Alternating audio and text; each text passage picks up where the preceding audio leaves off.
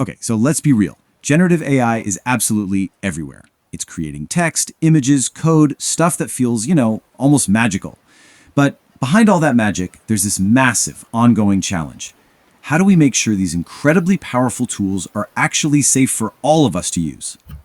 And that really brings us to the big question, right? What does it actually take to tame an AI? It's not like you can just flip a switch and it's suddenly safe. Nope. It's a constant, really complex process. And the answer, it turns out, lies with a very specific group of people working on the front lines. First things first, we have to get our heads around the sheer scale of the problem. See, before an AI can write you a poem or design a logo, it has to be taught what not to do. And that, well, that's a monumental task.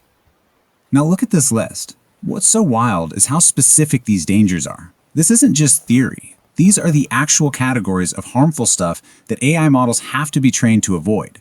We're talking about the absolute worst parts of the internet, and the goal is to build a permanent guardrail to stop the AI from ever going there.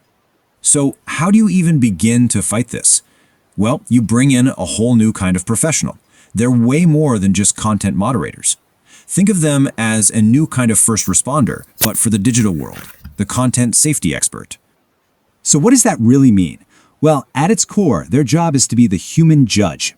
They're the ones looking at what an AI creates, comparing it against these really complex policies and making the call on whether it's crossed the line.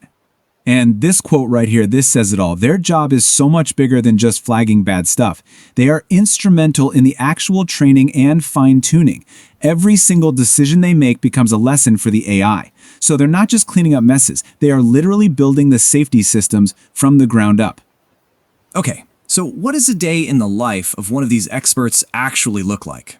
It's not random at all. It's this highly systematic, super analytical process that follows a pretty clear workflow. It basically breaks down into this four-step loop. First, they're reviewing all kinds of content, text, images, even audio and video.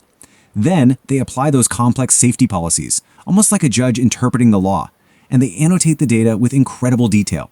Third, they give that data-driven feedback directly to the engineers building the AI. And finally, number 4, which you could argue is the most crucial part, is identifying new trends before they become huge problems. And that's really what separates this role from, say, traditional content moderation. The job isn't just about reacting to problems. A huge chunk of it is proactive threat hunting. They're constantly on the lookout for the next problem, the one that nobody has even seen yet. And here's a taste of what they're hunting for. Loopholes in the safety rules. New ways people are trying to attack the system. And maybe the most fascinating of all, jailbreaking prompts. These are really clever phrases that people design specifically to trick an AI into breaking its own rules. These experts have to find those prompts and then teach the AI how to resist them. So, who on earth is qualified for this incredibly demanding mission? As you can probably guess, the requirements are pretty steep.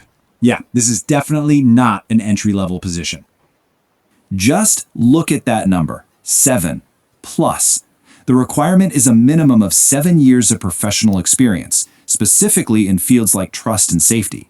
We're not talking about a junior role here. This is a senior-level expert, which tells you everything you need to know about how critical they are. And it's not just about how many years you've been on the job. It's about what you know. The role demands deep, deep expertise. To build the best defenses, you have to be an expert in the very things you're trying to prevent, from misinformation campaigns to child safety issues.